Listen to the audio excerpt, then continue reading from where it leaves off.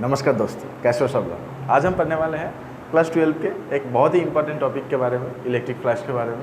Electric flash के बारे में आज हम डिटेल में स्टडी करेंगे और एंड में इलेक्ट्रिक फ्लैश के जितने भी सारे न्यूमेरिकल्स है उसको हम लेकर डिस्कस करेंगे, ठीक है। और कोशिश करेंगे आपके माइंड में इलेक्ट्रिक फ्लैश के लेके जितने भी सारे डाउट्स है उसे हम क्लियर करें, ठीक है। तो माई सेल्फ आमिर खान आप सभी का ब्यूटीफुल सी क्यूट सी चैनल फिजिक्स वर्ल्ड पे स्वागत करते हैं। तो चलिए शुरू की जाए। तो इलेक्ट्रिक फ्लैश को पढ़ने से पहले हमें फ्लैश के बारे में जानना पड़ेगा। फ्लैश क्या चीज़ है? Flash is the property of any vector field. किसी भी वेक्टर फील्ड के फ्लैश एक प्रॉपर्टी होते हैं जो मेजर करता है flow of the field at any imaginary surface. जो किसी भी इमेजिनरी सरफेस से वेक्टर फील्ड कितने अमाउंट में फ्लो कर रही है और पेनिट्रेट कर रही है और उसके अंदर से जा रही है, गुजर रही है, उसे हम क्या करते हैं? फ्लैश करते हैं। अगर किसी भी वेक्टर क्वांटिटी है तो उसके लिए हम फ्लैक्स निकाल सकते हैं, किसी भी वेक्टर क्वांटिटी के लिए। तो मान लेते हैं कि हमारे पास एक वाटर इस डायरेक्शन में फ्लो कर रहा है, एक वाटर इस डायरेक्शन में ऐसे कुछ फ्लो कर रहा है, ठीक है, जिसका बहाव और वेलोसिटी v है, जिसका बहाव और वेलोसिटी v है, ठीक है। इसके फ्लो ऑफ पाथ में अगर हम एक सरफेस को रख दें, कुछ ऐसे कुछ सरफेस को ऐसे हम रख दें, ये हमारी कुछ सरफेस है, ठीक है। तो इस सरफेस को अगर हम इसके फ्लो के पाथ में अगर इस सरफेस को हम परपेंडिकुलर ऐसे कुछ रख दें इस सरफेस को, तो क्या होगा? अगर इस सरफेस को हम ऐसे कुछ रख दें,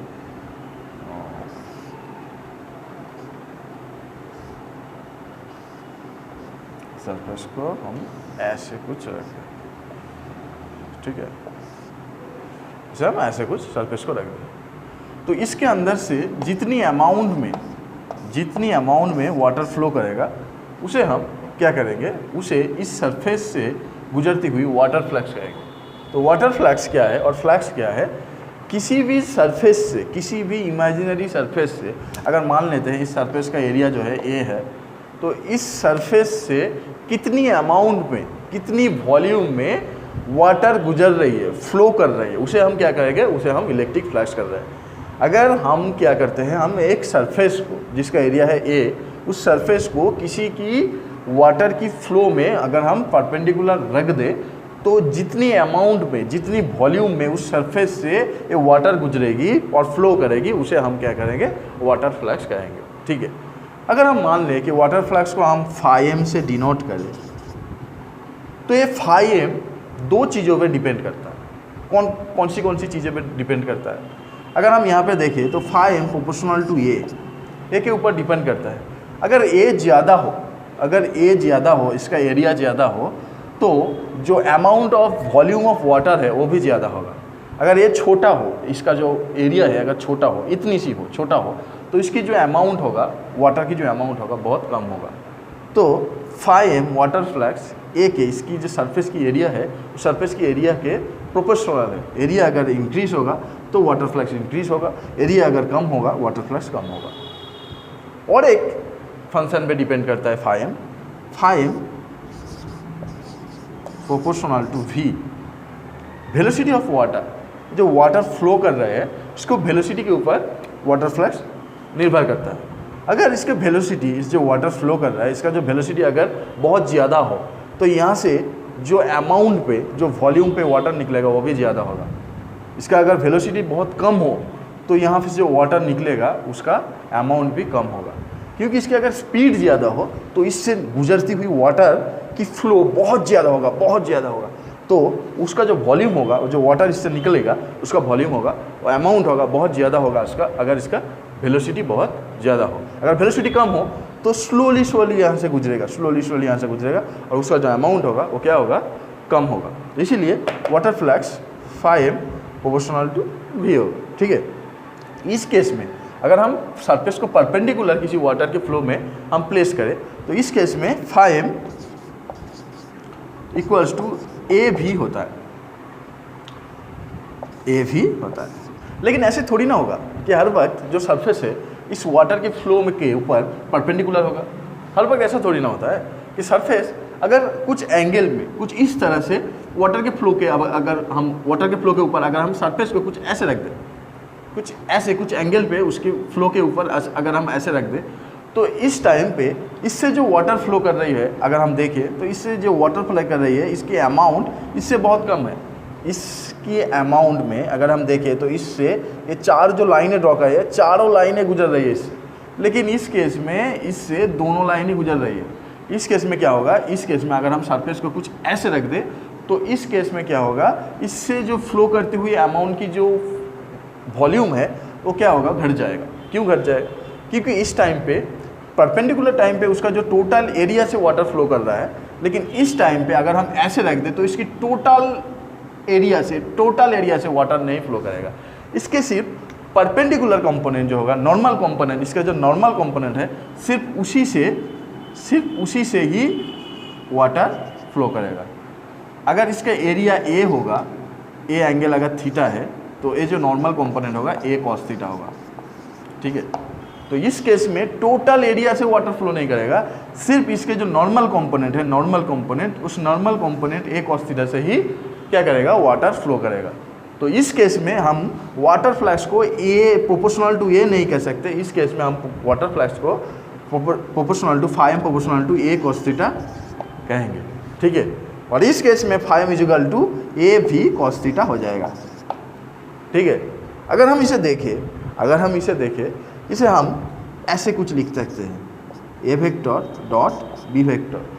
हम डॉट प्रोडक्ट से जानते हैं किसी भी वेक्टर का अगर डॉट प्रोडक्ट करें, ए वेक्टर डॉट बी वेक्टर अगर करते हैं, A vector dot B vector अगर करते हैं तो हम पाते हैं ए बी कॉस थीटा, जहाँ पे थीटा होगी इस दोनों वेक्टर के बीच का एंगल, ठीक है। तो इसे हम ऐसे कुछ लिख सकते हैं, A vector dot B vector, dot product of A vector dot B vector, इसे हम लिख सकते हैं। तो इस केस में आप लोगों के माइंड में एक डाउट आ रही हो कि बचपन से हमने पढ़कर आ रहे हैं कि एरिया जो है एक स्केलर क्वांटिटी है और यहाँ पे हमने इसे एक वेक्टर क्वांटिटी के रूप में लिख दिया है। तो आपके माइंड में एक चल रही होगी कि इसे सर ने कैसे एरिया को vector as a vector form में लिखा है। तो हम बचपन से एरिया को सिर्फ मैथ्स में ही यूज किया है और मैथ्स में एरिया के जो मैग्नीट्यूड है उससे ही कम चल जाता है, एरिया के डायरेक्शन का कोई ज़रूरत नहीं होता। तो एरिया का डायरेक्शन जो है सिर्फ और सिर्फ फिजिक्स में ही लगता है, ठीक है। फिजिक्स में ऐसे कुछ बहुत सिचुएशन आती है जब क्या करता है, एरिया का सिर्फ मैग्नीट्यूड से काम नहीं चलता, उसका जो डायरेक्शन है उसे भी हमें पता चलना चाहिए। तो इसीलिए फिजिक्स में हम एरिया को एज ए वेक्टर क्वांटिटी लेके मान के चलते हैं। लेकिन क्या होता, मैथ्स में उसकी जो डायरेक्शन है उसका कोई काम नहीं है। मैथ्स के पॉइंट ऑफ व्यू से अगर हम देखें तो ये जो एरिया है एज ए स्केलर क्वांटिटी, उसके सिर्फ जो मैग्नीट्यूड है उससे ही काम चल जाता है। लेकिन फिजिक्स की बहुत सारी ऐसी फंक्शन है, सिचुएशन है जहाँ पे एरिया को ये सिर्फ मैग्नीट्यूड से काम नहीं चलता, उसका डायरेक्शन भी हमें पता होना चाहिए। तो अगर हमारे पास एक स्क्वायर है, अगर हमारे पास एक मान लो एक स्क्वायर है, अगर हमारे पास मान लो कि एक स्क्वायर है, ठीक है, जिसका साइड है ए। अगर हमारे पास मान लो एक स्क्वायर है जिसका साइड है ए, तो अगर हम इसका एरिया को निकालना चाहें, एरिया इक्वल्स टू होगा ए स्क्वायर, ठीक है। अगर इसे हम वेक्टर के फॉर्म में लिखना चाहें, area vector equal to A vector cross A vector, ऐसे भी हम लिख सकते हैं।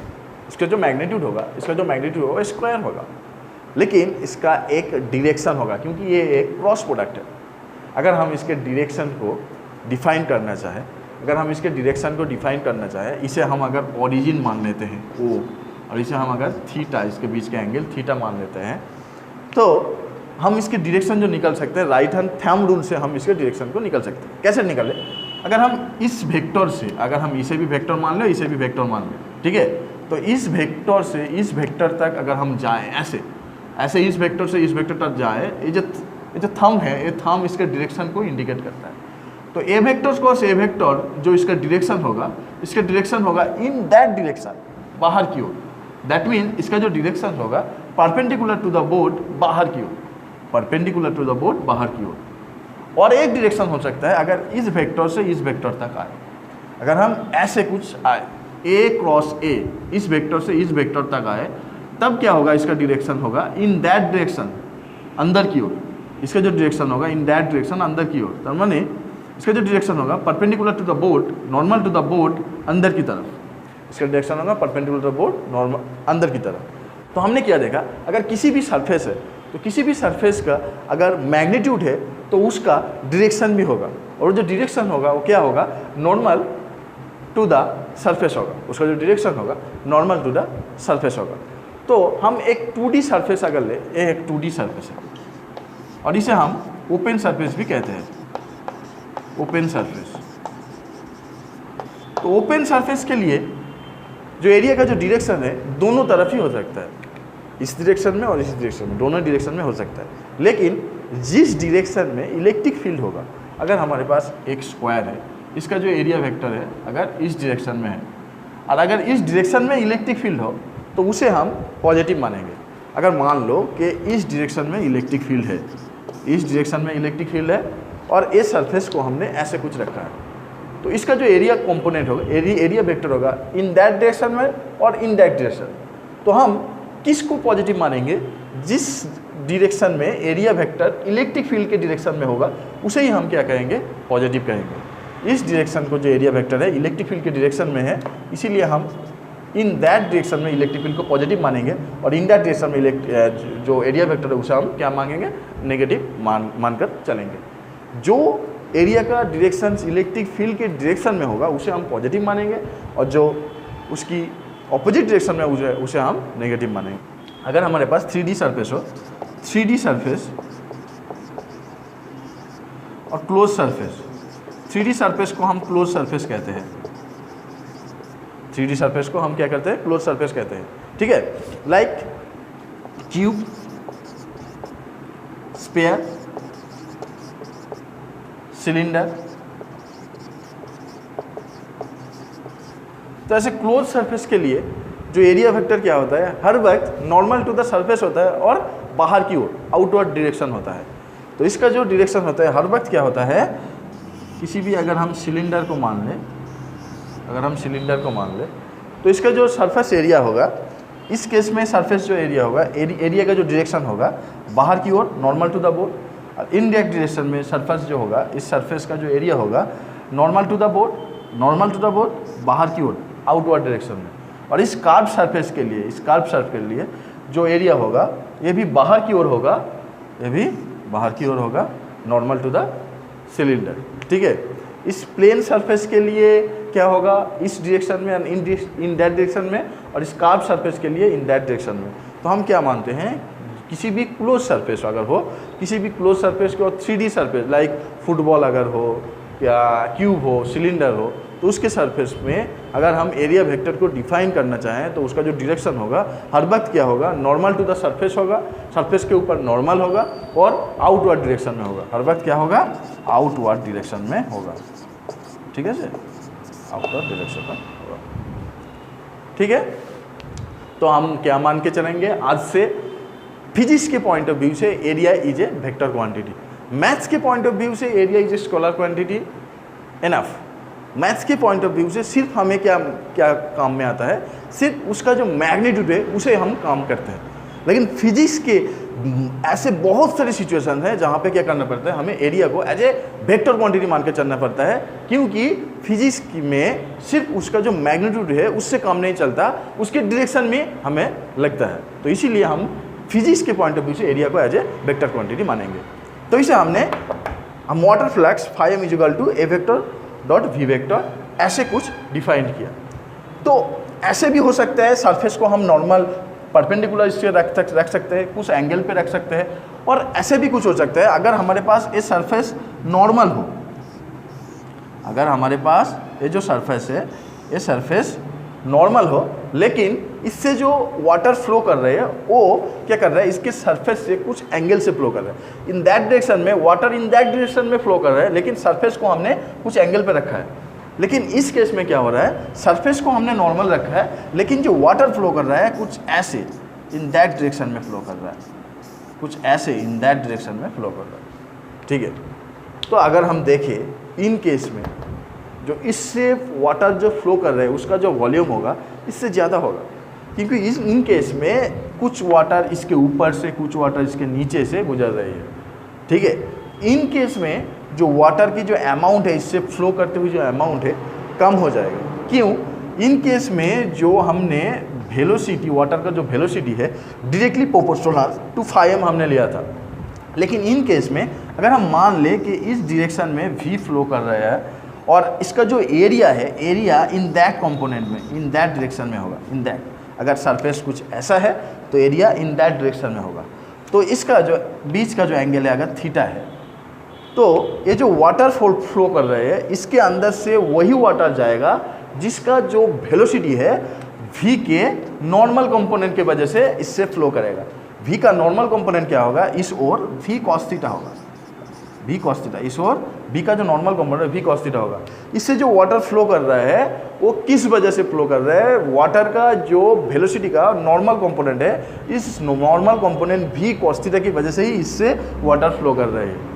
ठीक है, अगर टोटल v की वजह से वाटर इससे फ्लो करे तो इसकी अमाउंट में, टोटल अमाउंट में वाटर फ्लो करता, लेकिन एज वाटर इससे कुछ एंगल में फ्लो कर रहा है तो कुछ वाटर इसके ऊपर से, कुछ वाटर इसके नीचे से चला जाएगा।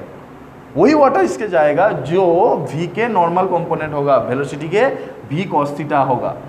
उसी वेलोसिटी के दौरान इससे क्या होगा? वाटर निकलेगा।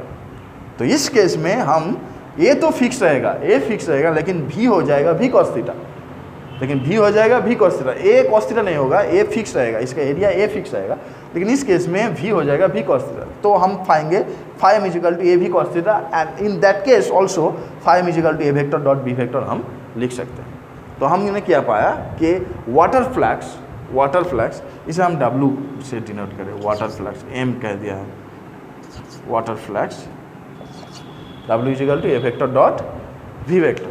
ठीक है, तो इसी तरह से हम इलेक्ट्रिक फ्लक्स को भी डिफाइन कर सकते हैं। तो इसी तरह से इलेक्ट्रिक फ्लक्स क्या है? Electric flux is the property of electric field. Electric field के लिए अगर हम फ्लक्स निकालना चाहते हैं तो उसे हम कहते हैं electric flux. Electric flux is the property of electric field and it is defined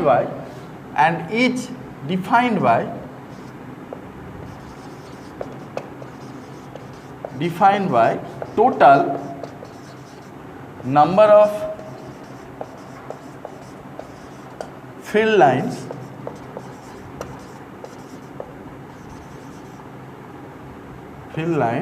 passing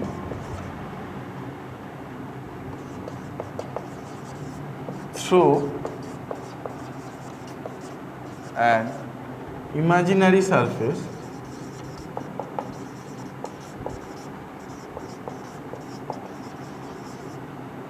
held inside an electric field।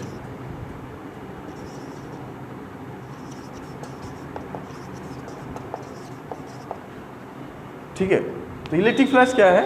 Electric flux है किसी भी इलेक्ट्रिक फील्ड में अगर हम किसी भी सरफेस को प्लेस करते हैं तो उस सरफेस से कितनी number of field line cross करती है और फ्लो करती है, उसे हम कहते हैं इलेक्ट्रिक फ्लक्स।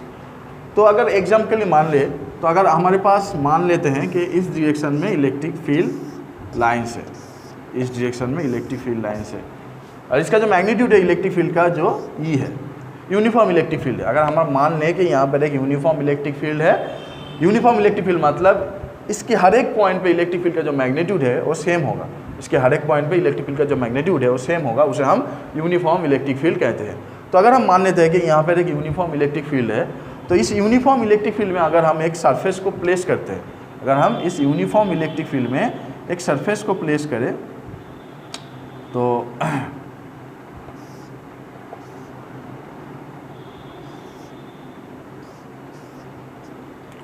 ऐसे सरफेस को अगर हम प्लेस करें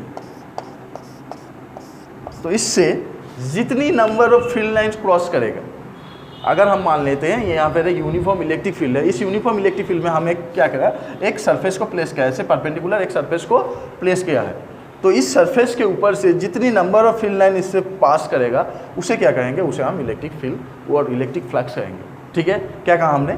अगर हमारे पास एक इलेक्ट्रिक फील्ड लाइन से और इलेक्ट्रिक यूनिफॉर्म इलेक्ट्रिक फील्ड है, उस यूनिफॉर्म इलेक्ट्रिक फील्ड में अगर हम एक सरफेस को ऐसे नॉर्मली पास करते हैं, प्लेस करते हैं, तो उसके ऊपर से जितनी नंबर ऑफ फील्ड लाइन पास करेगा उसे हम कहेंगे इलेक्ट्रिक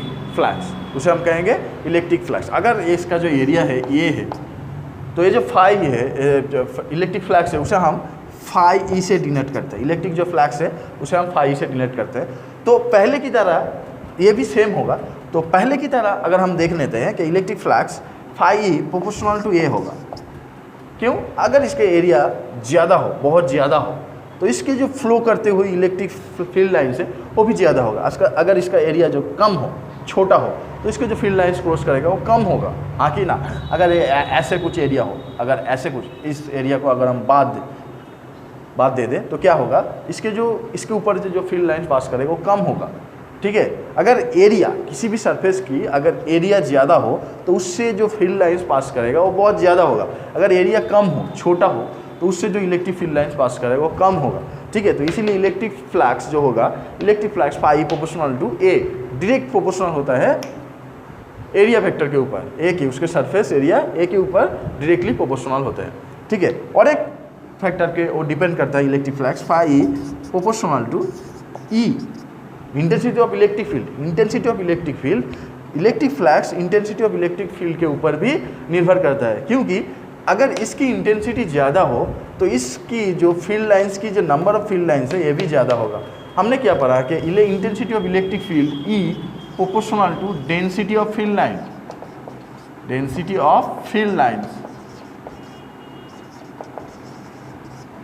किसी भी सरफेस के में अगर फील्ड लाइंस बहुत डेंसिटी है, अगर फील्ड लाइंस ज़्यादा है तो वहाँ पे इलेक्ट्रिक फील्ड का इंटेंसिटी ज़्यादा होगा। अगर फील्ड लाइंस कम है तो वहाँ पे इलेक्ट्रिक फील्ड का जो इंटेंसिटी है, मैग्नीट्यूड है, वो कम होगा। अगर फील्ड लाइंस यहाँ पे बहुत डेंसर है, बहुत ज़्यादा है, तो इलेक्ट्रिक फील्ड का इंटेंसिटी ज़्यादा होगा। अगर फील्ड लाइंस यहाँ पे कम है तो वहाँ पे इलेक्ट्रिक फील्ड का जो इंटेंसिटी क्या होगा, कम होगा। तो अगर हम देख लेते हैं कि यहाँ पे जो इलेक्ट्रिक फील्ड का इंटेंसिटी अगर ज़्यादा हो तो फील्ड लाइंस ज़्यादा होगा। अगर फील्ड लाइंस ज़्यादा होगा तो यहाँ से गुजरती हुई और पास करती हुई जो फील्ड लाइंस है वो भी ज़्यादा होगा, हाँ कि ना। तो हम क्या देखें, जो इलेक्ट्रिक फ्लक्स फाई है वो directly proportional to intensity of electric field. Electric field का जो इंटेंसिटी अगर ज़्यादा हो तो इससे फ्लो करती हुई जो फील्ड लाइन्स है वो भी ज़्यादा हो। तो ठीक है, अगर हम देखें तो जो फ्लक्स है उसे हम ऐसे कुछ लिखते हैं, phi E equal to E vector dot A vector, ऐसे कुछ लिखते हैं। इसके डॉट प्रोडक्ट से लिखते हैं। कैसे हम देख लेते हैं। अगर हर वक्त ऐसे थोड़ी ना होगा, जो सरफेस है वो इलेक्ट्रिक फील्ड के ऊपर नॉर्मली और परपेंडिकुलरली प्लेस होगा। कुछ ऐसे भी तो हो सकते हैं, सरफेस को हम क्या कर सकते हैं, सरफेस को हम कुछ ऐसे एरिया में अगर रखें, कुछ ऐसे एरिया में पहले की तरह अगर हम कुछ ऐसे कुछ एरिया में इसे रखें, कुछ ऐसे इसे रखें, ठीक है। इन दैट केस में अगर हम देखें, फील्ड लाइन जो क्रॉस कर रही है वो इससे कम है। फील्ड लाइन इससे जो क्रॉस कर रहे हैं उससे कम है। क्यों कम है? क्योंकि इसकी टोटल जो एरिया है, टोटल एरिया से यहाँ पे फील्ड लाइन पास नहीं करेगा। इसके जो नॉर्मल कंपोनेंट है, इसका सिर्फ नॉर्मल कंपोनेंट, और नॉर्मल कंपोनेंट जो है ए कॉस थीटा, अगर ये है तो ये क्या होगा, ए कॉस थीटा। सिर्फ इसके नॉर्मल कंपोनेंट से ही इलेक्ट्रिक फील्ड लाइन पास करेगा।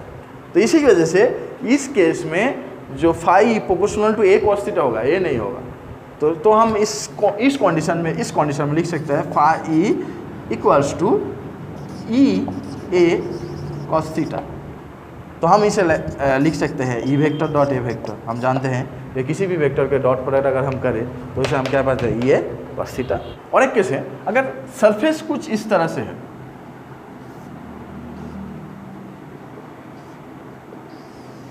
सरफेस नॉर्मली है, लेकिन इलेक्ट्रिक फील्ड लाइंस सरफेस से कुछ एंगल में फ्लो कर रहे हैं, कुछ इस डायरेक्शन में, कुछ एंगल में, कुछ ऐसे फ्लो कर रहा है इलेक्ट्रिक फील्ड लाइंस क्या कर रही है, कुछ एंगल में है, ठीक है। अगर ये सरफेस है, अगर इस सरफेस में ये सरफेस है, इसका जो एरिया कंपोनेंट है, एरिया कंपोनेंट है, वो एरिया जो डायरेक्शन होगा इस डायरेक्शन में होगा, एरिया का जो डायरेक्शन होगा इस डायरेक्शन में होगा। तो अगर हम मान लेते हैं कि एरिया ए वेक्टर इस डायरेक्शन में हो, इलेक्ट्रिक फील्ड से थीटा एंगल कर रहे हैं, ठीक है। तो अगर हम देखें कि इस केस में जो इलेक्ट्रिक फील्ड लाइंस इससे फ्लो करेगा वो इस केस से कम होगा। क्यों कम होगा?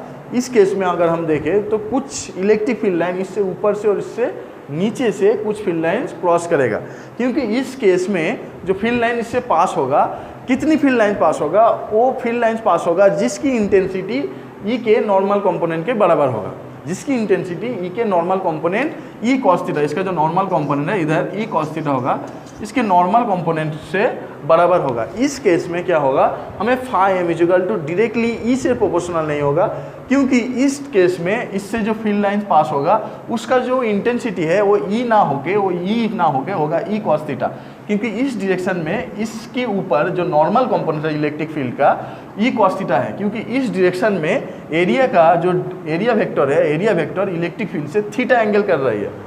तो एरिया की ओर इलेक्ट्रिक फील्ड का जो कंपोनेंट होगा ई कॉस थीटा होगा, और इन दैट डायरेक्शन में इससे जो फील्ड लाइन पास होगा उसका इंटेंसिटी डायरेक्ट ई नहीं होगा, क्या होगा, उसका इंटेंसिटी उसका normal component E cos theta के बराबर होगा।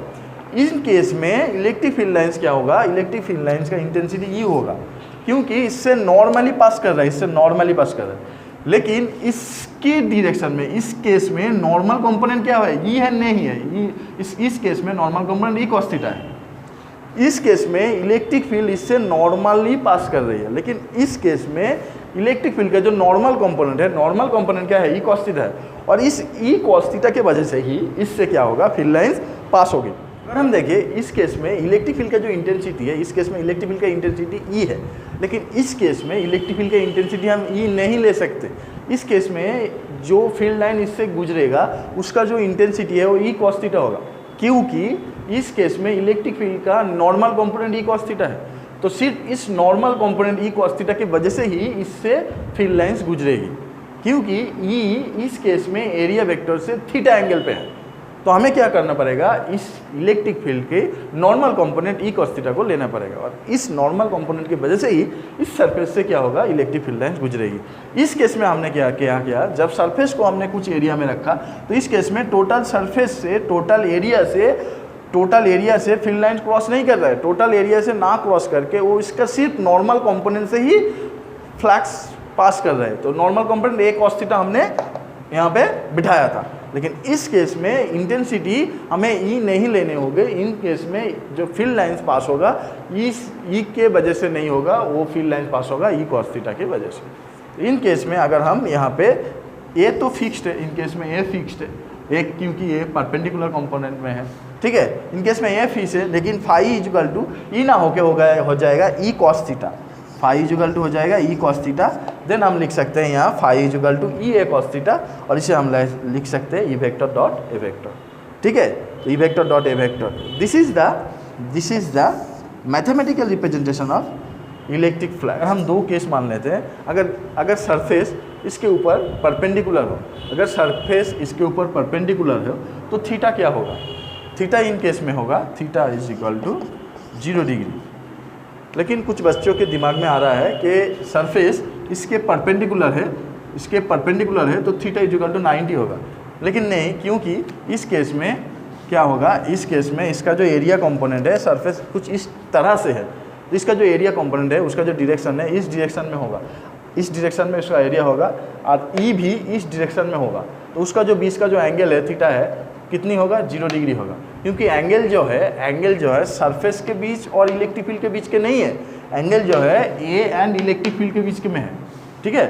ए एंड इलेक्ट्रिक फील्ड के बीच में जो एंगल है उसे हम थीटा कहते हैं, ठीक है। अगर हम सरफेस को इसके नॉर्मल और इसके परपेंडिकुलर में प्लेस करें तो थीटा क्या होगा, 0 डिग्री होगा, क्योंकि इसके एरिया जो वेक्टर है इस डायरेक्शन में होगा और इलेक्ट्रिक फील्ड भी इस डायरेक्शन में है, तो उसके बीच का जो angle theta is equal to 0 degree होगा। तो क्या होगा, phi is equal to E A cos 0, that means E A, this is maximum. अगर हम किसी भी सरफेस को इलेक्ट्रिक फील्ड में परपेंडिकुलर प्लेस करें तो क्या होता, फ्लक्स मैक्सिमम उससे पास करेगा, ठीक है। अगर हम सरफेस को इसके ऊपर पैरेलल प्लेस करें, अगर हम सरफेस को ऐसे प्लेस करें, तो अगर हम सरफेस को ऐसे प्लेस करें तो in that direction area vector इस डायरेक्शन में होगा और इलेक्ट्रिक फील्ड इस डायरेक्शन में है, एरिया वेक्टर इस डायरेक्शन में, इलेक्ट्रिक फील्ड इस डायरेक्शन में, इसका बीच का जो एंगल है 90 डिग्री होगा। That means theta is equal to 90 degree है and phi E is equal to E A cos 90 is equal to 0 होगा। This is minimum. 0 क्यों? क्योंकि अगर ऐसे हम सरफेस को प्लेस करें, किसी भी फील्ड लाइंस इससे पास नहीं करेगा, इससे फ्लो नहीं करेगा, इससे पेनिट्रेट नहीं करेगा, इसको भेद करके नहीं जाएगा, इसके ऊपर से चला जाएगा, ऐसे ऐसे ऊपर और नीचे से ऐसे ऐसे चला जाएगा, इसको फ्लो करके इसके भीतर से पास नहीं करेगा। अगर इसकी भीतर से फ्लो करेगा और पेनिट्रेट करेगा तब भी हम इलेक्ट्रिक फ्लक्स पाएंगे। इसके ऊपर से अगर चला जाएगा तो इलेक्ट्रिक फ्लक्स नहीं पाएंगे। ठीक है, तो in that case electric flux phi is equal to क्या होगा? फाई इज इक्वल टू 0 होगा। ठीक है, तो electric flux phi E equals to E vector dot A vector. अगर हमें किसी भी सरफेस में इस दोनों का वैल्यू हमें पता है और इन दोनों के बीच का जो एंगल है हमें पता है, तो हम उस सरफेस से गुजरती हुई फ्लक्स हम इजीली कैलकुलेट कर सकते हैं इस लॉ के मदद से। ठीक है, हमारे पास कुछ ऐसा कुछ सरफेस हो जिसका वेरियस पॉइंट पे एरिया वेक्टर का जो डायरेक्शन है वेरियस होगा। इस पॉइंट पे अगर हम देखें, जो एरिया वेक्टर का डायरेक्शन इन दैट डायरेक्शन होगा, इस पॉइंट पे एरिया वेक्टर का डायरेक्शन इन दैट डायरेक्शन होगा, इस पॉइंट पे एरिया वेक्टर का डायरेक्शन इन दैट डायरेक्शन होगा, एंड इस पॉइंट पे एरिया वेक्टर का डायरेक्शन इन दैट डायरेक्शन होगा, और इस पॉइंट पे एरिया वेक्टर का डायरेक्शन इन दैट डायरेक्शन होगा। ठीक है, तो अगर हम देखें इस सरफेस के लिए एरिया वेक्टर का जो डायरेक्शन है वेरियस पॉइंट के लिए वेरियस हो रहा है, तो इस सरफेस के लिए फ्लक्स हम कैसे निकालें? इस सरफेस के लिए क्योंकि थीटा वेरियस पॉइंट के लिए वैरी कर रहा है, तो इस सरफेस के लिए हमने फ्लक्स कैसे कैलकुलेट करें? ऐसे कुछ सरफेस हो 3D सरफेस, क्लोज सरफेस है, तो इस सरफेस को अगर हम नॉन यूनिफॉर्म इलेक्ट्रिक फील्ड में प्लेस किया हो, अगर हमने इस सरफेस को नॉन यूनिफॉर्म इलेक्ट्रिक फील्ड में प्लेस किया हो, तो कैसे इसका फ्लक्स, टोटल फ्लक्स हम निकालेंगे? क्योंकि हमने जब इस लॉ को डिराइव किया था तो तब हमने मान लिया था कि इलेक्ट्रिक फील्ड जो है यूनिफॉर्म इलेक्ट्रिक फील्ड है। यूनिफॉर्म इलेक्ट्रिक फील्ड मतलब हर एक पॉइंट पे इलेक्ट्रिक फील्ड का जो वैल्यू है वो सेम है। अगर हम इस सरफेस को नॉन यूनिफॉर्म इलेक्ट्रिक फील्ड में हम प्लेस करें तो इसका वेरियस पॉइंट पे जो इलेक्ट्रिक फील्ड का वैल्यू होगा वेरियस होगा, वेरियस पॉइंट पे इलेक्ट्रिक फील्ड का जो वैल्यू होगा डिफरेंट होगा। तो इस सरफेस के लिए हम फ्लक्स कैसे कैलकुलेट करें? तो उसे कैलकुलेट करने के लिए हमें क्या करना होगा? हमें छोटा छोटा एलिमेंट में इसे डिवाइड करना होगा। तो मान लेते हैं कि यहाँ पे एक छोटा एलिमेंट ds1 है, एक छोटा एलिमेंट ds1 है जिसका डायरेक्शन इन दैट डायरेक्शन में होगा। ठीक है, और इस पॉइंट पे इलेक्ट्रिक फील्ड का जो वैल्यू है E1 है एंड इन दैट डायरेक्शन में है। ठीक है, E1 वेक्टर, इसका बीच का जो एंगल है थीटा है। मान लें 3D पिक्चर है, लाइक फुटबॉल की तरह एक 3D पिक्चर है, तो इस पॉइंट पे ये फुटबॉल है, इस पॉइंट पे इसका जो डायरेक्शन है इन दैट डायरेक्शन होगा, इस पॉइंट पे इसका जो डायरेक्शन है इन दैट डायरेक्शन होगा। ठीक है, तो इन दोनों के बीच का जो एंगल है थीटा है। तो अगर हम इस ds1 स्मॉल एलिमेंट के लिए फ्लक्स को कैलकुलेट करें तो इस ds1 एलिमेंट के लिए फ्लक्स होगा U1 vector dot ds1 vector. Similarly अगर हम एक छोटा एलिमेंट ds2 लें और इस पॉइंट पे इलेक्ट्रिक फील्ड का जो वैल्यू है अगर E2 है तो उस पॉइंट पे भी फ्लक्स हम निकाल सकते हैं, वो होगा E2 vector dot ds2 vector. तो अगर हम ऐसे करते करते छोटा एलिमेंट लेते हम उसका फ्लक्स निकालते रहे तो हम अगर उन सब को ऐड कर दे तो हम इस टोटल सरफेस के लिए फ्लक्स हम कैलकुलेट कर सकते हैं। ठीक है, तो टोटल फ्लक्स इस सरफेस के लिए अगर हम मान लें ए सरफेस है तो total flux phi t equals to U1 vector dot ds1 vector plus E2 vector dot ds2 vector plus E3 vector dot ds3 vector plus dot dot dot plus En vector dot dsn vector. हमने छोटा element को n number of छोटा element पे हमने इसे divide किया है। ठीक है, तो अगर हम इसे थोड़ा सिंप्लीफाई करें तो इसे हम ऐसे कुछ लिख सकते हैं, sum of ei vector dot dsi vector. ठीक है, जहाँ पे i कहाँ से वैरी करेगा, i equals to 1 to n। अगर हम इस पॉइंट पे i इक्वल टू 1 बिठाएं तो हम पाएंगे e1 vector dot ds1 vector. अगर हम इसे 2 बैठाएं तो हम पाएंगे e2 vector dot ds2 vector and n number of के लिए en vector dot dsn vector होगा। अगर ये जो नंबर ऑफ एलिमेंट है बहुत ज़्यादा होगा, अगर नंबर ऑफ एलिमेंट बहुत ज़्यादा है that means number of in small element infinite तक हो, बहुत ज़्यादा हो एंड इसका जो एलिमेंट है ds, इसका जो एलिमेंट है अगर बहुत छोटा हो, ये जो एलिमेंट हम ले रहे हैं अगर बहुत छोटा हो, अगर ds नियर टेंस टू 0 हो, ठीक है, तब हम ये जो समेशन का पोर्शन है इसे हम सरफेस इंटीग्रल से भी लिख सकते हैं। तो in that case surface integral of E vector dot ds vector ऐसे कुछ आएगा, ठीक है। अगर ए जो है ये क्लोज सरफेस है तो इसे हम ऐसे कुछ डिनोट करते हैं। क्लोज सरफेस के लिए अगर हम ऐसे कुछ डिनोट करते हैं जिसे हम क्लोज सरफेस इंटीग्रल कहते हैं, इसके मदद से हम क्या कहते हैं, क्लोज सरफेस इंटीग्रल कहते हैं। तो हम टोटल फ्लक्स किसी भी क्लोज सरफेस के लिए जो नॉन यूनिफॉर्म इलेक्ट्रिक फील्ड में है तो इस लॉ के मदद से हम उसे डिफाइन कर सकते हैं, ठीक है। इस लॉ के मदद से हम उसे कैलकुलेट कर सकते हैं अगर वो नॉन यूनिफॉर्म इलेक्ट्रिक फील्ड में हो, ठीक है। तो अब हम कुछ न्यूमेरिकल्स, अच्छा इसका जो फ्लक्स का जो यूनिट है, यूनिट क्या होगा, फ्लक्स का जो यूनिट है, फ्लक्स का यूनिट है, फ्लक्स का यूनिट क्या होगा, ई का यूनिट और ए का यूनिट, ठीक है। ई का यूनिट क्या है, ई का unit E equal to F by C पढ़ा है, F equal to E C दो, so E equal to F by C, हाँ, तो F by C into A, F का जो यूनिट है, एफ का यूनिट है न्यूटन, सी का यूनिट है F by Q, F by Q, this is E Q, C coulomb हो जाएगा, एफ बाई क्यू, ठीक है, F by Q, F by Q. Q का जो यूनिट है, चार्ज का यूनिट है कूलम है एंड ए का यूनिट है मीटर स्क्वायर। तो ऐसा न्यूटन पर कूलम मीटर स्क्वायर हो जाएगा इसका यूनिट, और इसे हम वोल्ट मीटर भी कहते हैं, इसे हम वोल्ट मीटर भी कहते हैं, ठीक है। तो ऐसा हो जाएगा हमारी फ्लक्स का जो यूनिट है। फ्लक्स एक स्केलर क्वांटिटी है, फ्लक्स एक स्केलर क्वांटिटी है क्योंकि हम दो वेक्टर का यहाँ पे डॉट प्रोडक्ट ले रहा है, तो इसीलिए फ्लक्स एक स्केलर क्वांटिटी होगा, ठीक है। तो अब हम इसके फ्लक्स का कुछ न्यूमेरिकल्स को हम देख लेंगे।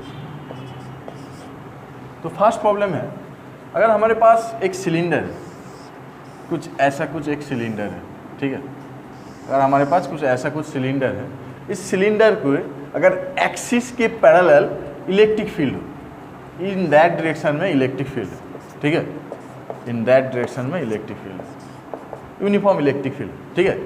तो अगर हम किसी भी सिलेंडर को इस यूनिफॉर्म इलेक्ट्रिक पे इसकी एक्सिस की पैरेलल में हम इसे अगर प्लेस करें तो इन केस में इससे गुजरती हुई टोटल फ्लक्स हमें कैलकुलेट करना होगा। तो इसके जो एक्सिस के पैरेलल अगर इलेक्ट्रिक फील्ड है तो हमें क्या करना होगा, इसकी टोटल फ्लक्स हमें निकालना पड़ेगा, ठीक है। तो इसकी सिलेंडर की वजह से, सिलेंडर की 3 सरफेस है, यहाँ पे एक एरिया सरफेस है, यहाँ पे एक सरफेस है प्लेन सरफेस, और ये है कर्व सरफेस, ठीक है। तो total flux phi E equals to होगा close integral of E vector dot ds vector for plane surface, for left plane left, plus close integral of E vector dot ds vector plane right, light surface के लिए, plus close integral of E vector dot ds vector curve surface के लिए, इस curve surface के लिए, ठीक है। ये हमारे पास सिलेंडर है, plane surface and this is curve surface, ये जो सरफेस है कर्व सरफेस। अगर हम इस सरफेस की बात करें, इस सरफेस में ये सरफेस जो है इसका area vector in that direction में होगा, इन दैट डायरेक्शन में होगा, इस केस में भी area vector in that direction में होगा। इन that case area vector ds vector and ds vector in that direction में होगा। इस केस में electric field in that direction में और ds vector in that direction में, थीटा इज इक्वल टू कितना होगा, 0 डिग्री होगा। पैरेलल होगा, ठीक है। इस केस में क्या होगा, ds vector in that direction and e vector in that direction, that means यहाँ पे जो थीटा होगा 180 होगा, ठीक है। और इस कर्व सरफेस के लिए, इस कर्व सरफेस के लिए area vector in that direction, area vector in that direction ds vector and e vector in that direction, तो एंगल कितना होगा 90 डिग्री होगा, ठीक है। तो इन केस में, इस केस के लिए क्या होगा, close integral E D S cos left के लिए 180 plus close integral E D S cos 90 plane right 0 degree plus curve surface के लिए एंगल है 90 है, close integral E D S cos 90। अगर हम देखें इस पोर्शन के लिए कॉस 90 मान 0 है, तो इस पोर्शन कर्व सरफेस के लिए फ्लक्स क्या है 0 होगा, ठीक है।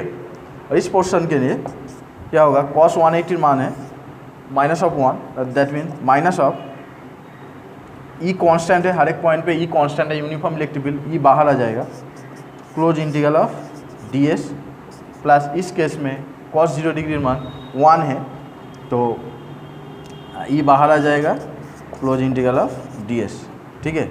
अगर हम इसका जो इंटीग्रल करें इस प्लेन सरफेस के लिए, यानी इस प्लेन सरफेस के लिए एक सर्कल है, अगर इसका रेडियस r है, इस पॉइंट का रेडियस अगर r है, तो इसका जो टोटल सरफेस है पाई r स्क्वायर है, ठीक है, पाई r स्क्वायर है minus of E dot pi r square plus E dot इस केस के इसलिए भी जो सरफेस है टोटल सरफेस है पाई r स्क्वायर होगा, पाई r स्क्वायर होगा। तो अगर हम देखें minus of E pi r square plus E pi r square is equal to 0, then हम क्या पाए, इस टोटल सिलेंडर से गुजरते हुए जो फ्लक्स है वो 0 है, इस सिलेंडर से गुजरती हुई फ्लक्स, टोटल फ्लक्स क्या है 0 है। अगर मान ले कि इस सरफेस में इलेक्ट्रिक फील्ड, अगर मान ले इस सरफेस में electric field E vector is equal to 6i cap plus 3j cap plus 4k cap हो, इलेक्ट्रिक फील्ड तीनों डायरेक्शन में अगर है, ठीक है, और हमने किसी सरफेस को ऐसे YZ प्लेन में हमने इसे रख दिया है, ठीक है, जिस सरफेस को YZ प्लेन में ऐसे रख दिया,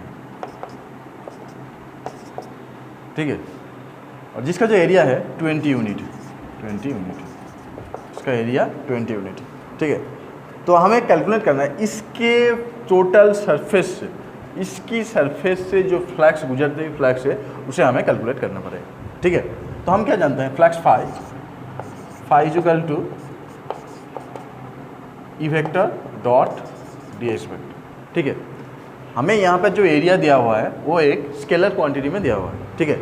अगर हम YZ प्लेन में किसी भी सरफेस को रख दें, YZ प्लेन में अगर हम किसी भी सरफेस को कुछ ऐसे रख दें, तो उसका जो डायरेक्शन होगा, उसका डायरेक्शन होगा in that direction, x direction में होगा, उसका जो डायरेक्शन है in that direction x direction में होगा।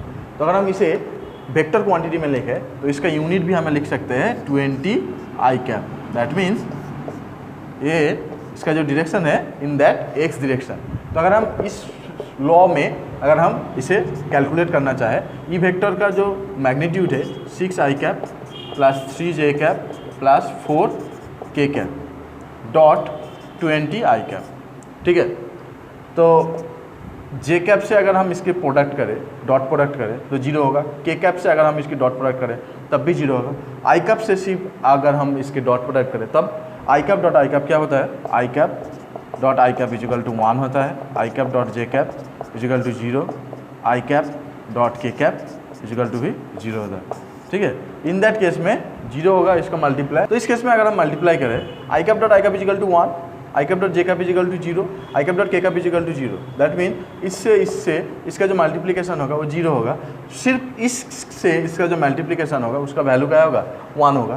तो इससे अगर हम मल्टीप्लाई करें तो ये वैल्यू आ जाएगा 120 यूनिट। तो इस सरफेस से गुजरते ही टोटल फ्लक्स क्या होगा 120 यूनिट, ठीक है।